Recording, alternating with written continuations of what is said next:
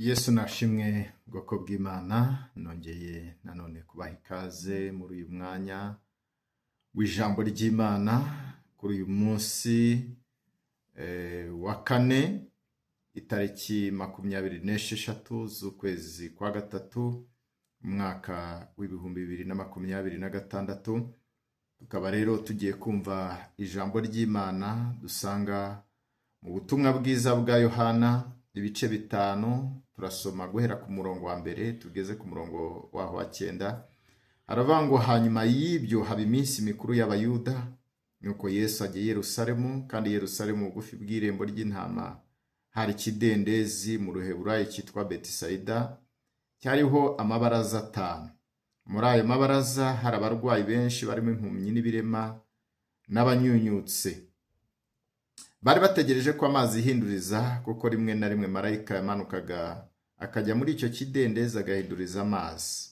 Nuko umuntu wabanzaga kujyamo amazi yihindurije niwe wakiraga indwara ye iyo ari yo yose. Hariho umuntu wari ufite indwara yimaranye imyaka 38. Yesu amubonye aryamye amenya yuko amaze igihe kirekire arwaye, aramubaza ati, mbese urashaka gukira? Umurwayi aramusubiza ati, databuja, simfite umuntu njugunya mu kidendezi iyo amazi yihindurije, nkiza undi antanga kumanukamo. Yesu aramubwira ati, byuka wikorere uburiri bwawe ugende. Muri ako kanya uwo muntu arakira, yikorera uburiri bwe aragenda. Ubwo hari ku munsi w'isabato. Amen. Iki ni igihe Imana igiye gukora mu buzima bwawe kugira ngo abantu bamenye ko uhindutse igihamya ko Imana igikora. Nkuko tubonye iyi nkuru, tubona yuko hari igihe umuntu anyura mu bihe bikomeye bikamurenga, akumva ubuzima bwe bumurebereye umutwaro, akumva ari mu bihe by'agahinda, umutima ukuzura amarira n'agahinda. Kubera iki? Kubera yuko yibagiranye, kubera ibibazo arimo anyuramo. Rero iyo turebye uyu mugabo bavuze hano muri iki gice cya mbere kugeza ku 9 cya Yohana 5, ni ishusho tubona y'ubuzima bw'abantu benshi tubayemo. Yaramaze imyaka 38 arwaye, kandi tubona yuko ari imyaka myinshi cyane, imyaka yari ibayeho yo kwiheba, imyaka yo gutegereza. Urumva igihe kinini yarategereje, ni imyaka yo gucika intege, imyaka yo kubona abandi baguhigika mu mahirwe, kuko yari ari kumwe n'abandi, akabona abandi buri munsi, abantu barakira bamusiza aho ngaho. Ni igihe rero ushobora kubamo ubona uri wegereye amahirwe y'ubuzima, ariko ukabona abandi barimo baraguhigika. Ni imyaka yo kumva uri wenyine mu buzima, ubona ntawe ukwitayeho. Rero uyu mugabo nk'uko tubibona yararyamye hafi y'ikidendezi cy'i Betisayida, aho abantu benshi baje bafite ibyiringiro byo gukira. Nawe yaje afite ibyo byiringiro, ariko nubwo yari hafi y'abashoboraga kumufasha, ntiyigeze abona ayo mahirwe. Nkuko nawe rimwe na rimwe hari amahirwe wagiye ubura, kandi ubona byarashobokaga. Rero buri gihe uko amazi yihindurizaga, tubona yuko ngo hari abantu bamubanzirizaga bakaba bagezemo. Aha rero bitwigisha yuko hari ahantu ubuzima budushyira hafi y'ibisubizo, ukabona uri hafi y'igisubizo igihe cyose. Ukabona warize amashuri, ufite diplome, kandi uri hafi y'igisubizo cyo kubona akazi, ariko ukaba umaze igihe kinini mu bushomeri. Ukabona uri umukobwa ugeze igihe cyo gushaka, ariko ukagira igihe cyo gutegereza bikanga. Ukabona urarwaye kandi ufite ubuvuzi, ubona hari abaganga b'inzobere n'uburyo bwo kwivuza urabufite, ariko bikanga. Hari igihe rero tubona turi hafi y'igisubizo cy'ubuzima, turi hafi y'amahirwe yo gusubiza, ariko bikanga, bikarangira bidakunze. icyo gihe rero bigenda gute? Icyo ni igihe umutima ubabara cyane, ukumva waribagiranye, ukumva warihebye. Ariko ahangaha hari ikintu gikomeye tugomba kumenya. Ikintu tugomba kumenya ni kimwe: nubwo abantu bashobora kukwirengagiza, Yesu we ntabwo yigeze akwibagirwa. Tubonye yuko uyu muntu yari ari kumwe n'abantu baramwirengagiza, ariko Yesu, nagira ngo nkubwire, nubwo abantu bakwirengagije, nubwo abantu batakwitayeho, nubwo abantu batakumva, ariko Yesu ntabwo yigeze akwirengagiza. Uwo mugabo nta n'umwe wari umwitayeho, nta muntu wamufashaga, nta nshuti yari ifite imushyigikira, ariko Yesu we yaramubonye, amubonera kure, amubona atari kumwe nawe. Yesu arakureba, nubwo wowe utamubona, nubwo wumva ari kure, ariko uyu munsi arakureba. Rero ibi ni ingenzi cyane, ko kumenya yuko Yesu akureba, kumenya yuko Yesu akubona. Nubwo waba uri mu mwijima, nubwo waba uri mu buzima bugoye, nubwo waba uri mu bwigunge, nubwo, ariko ibyo byose aho Yesu arakureba, ibyo byose uri munyuramo Yesu arabireba. Yesu araza aramubaza ati, mbese urashaka gukira? Wa muntu umaze imyaka 38, wa muntu umaze igihe abona abandi amazi yihinduriza bakamutangamo, wa wundi utafite umuntu umufasha, uyu munsi Yesu amugezeho, kandi Yesu amuzaniye ikibazo, aramubwira ngo urashaka gukira, kandi nibyo byamuzanye ku mazi. Rero ahangaha wabifata nk'ikibazo gisa n'igisanzwe, ariko ni ikibazo gifite uburemere bukomeye. Kubera iki? Hari abantu bamaze igihe kinini mu mibabaro, aho kumva yuko umuntu yaza akakubaza nk'iki kibazo, kandi hari abantu muri iyo mibabaro basa naho babyakiriye, bakumva ni kimwe mu buzima, ni igice cy'ubuzima bwabo. Urumva hari ibibazo ugeramo ukumva warabimenyereye, ni ibibazo bisanzwe, byamaze kuba igice cy'ubuzima bwawe. Ariko Yesu we akigera kuri uyu muntu, wumva ikibazo yamubajije, kubera yuko we yumvaga ari ibintu yamenyereye atabasha no kubivamo, ariko Yesu we yashaka kumugarurira icyizere. Ashaka kumugarurira icyizere cyo kumwumvisha yuko bigishoboka, nubwo we wamaze kubyakira, nubwo we wamaze kubyemera, ukumva yuko ubuzima bwawe ariko buri. Ariko Yesu we amubaza iki kibazo, aramubwira ngo urashaka gukira. Byari uburyo bwo kumugaruramo icyizere ko bigishoboka, biracyashoboka, nubwo umaze igihe kinini, nubwo ubona bitagishoboka, nubwo ubona nta nzira, nubwo ubona warirengagijwe, ariko Yesu we arakubwira ngo biracyashoboka. Ariko reka turebe igisubizo cy'uyu mugabo. Uyu mugabo ntiyavuze ati yego ndashaka gukira, kandi yarabishakaga, ahubwo we yatangiye kuvuga impamvu zimubuza gukira. Izi ni impamvu kenshi twebwe tugira, kubera iyo umuntu amaze kunamuka, iyo umuntu amaze kubura ibyiringiro, iyo umuntu amaze kugera mu gihe kimeze nk'icy'uyu mugabo, agira impamvu nyinshi. Icya mbere, yaravuze ko nta muntu afite wo kumujugunya mu mazi. Ibi nibyo benshi muri byo dukora, tugatanga impamvu, dusobanura impamvu dutekereza, cyangwa se impamvu zo kudatera imbere kwacu. Hari impamvu dutanga, tuvuga yuko abantu batadufashije, izo ni impamvu dutanga. Tuvuga yuko hari amahirwe amwe tutabonye, izo ni impamvu dutanga. Cyangwa se ko ubuzima butatubereye bwiza, ari izo mpamvu nyinshi tugenda dutanga. Uyu mugabo rero ntiyasubiza ikibazo Yesu yamubajije. Yamubajije urashaka gukira, ariko we atanga impamvu zimubuza gukira, kandi Yesu si cyo yashakaga kumva. Uyu munsi Yesu ntabwo ashaka kumva impamvu utanga z'icyo kibazo, impamvu kidasubizwa. Yesu ntabwo aje kumva impamvu, ahubwo Yesu yaje gutanga igisubizo.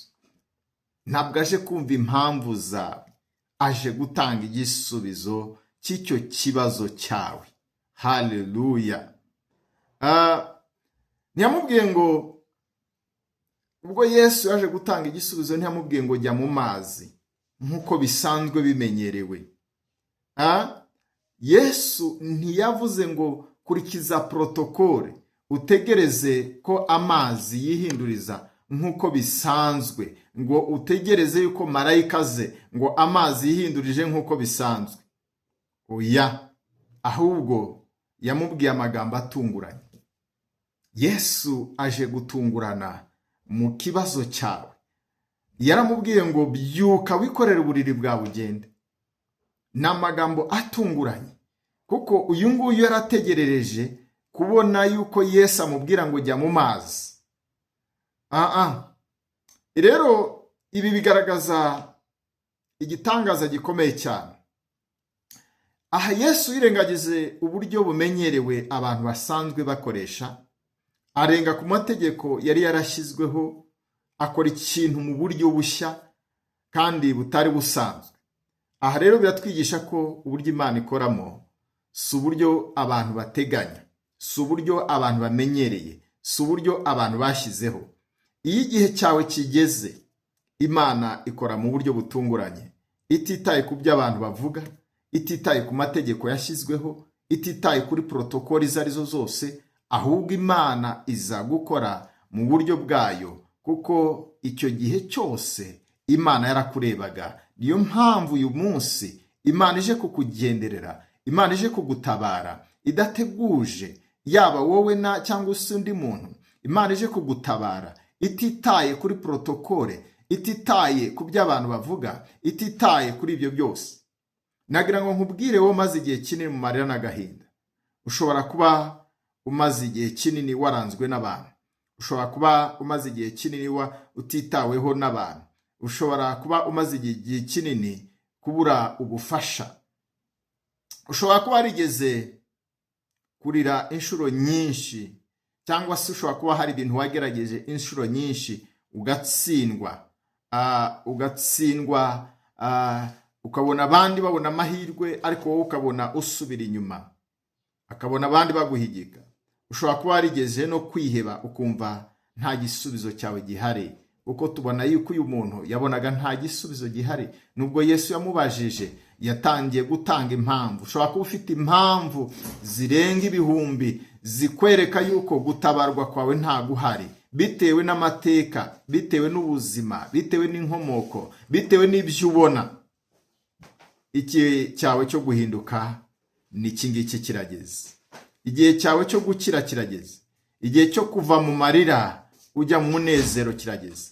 Yesu aje gukora igitangaza, kandi iki gitangaza aje nta muntu ateguje, kandi si igitangaza gisanzwe, ahubwo ni igitangaza kizatungurana, ni igitangaza kitazaza mu buryo abantu batekerezaga, kuko kizaba gikozwe mu buryo butigeze bubaho na mbere hose.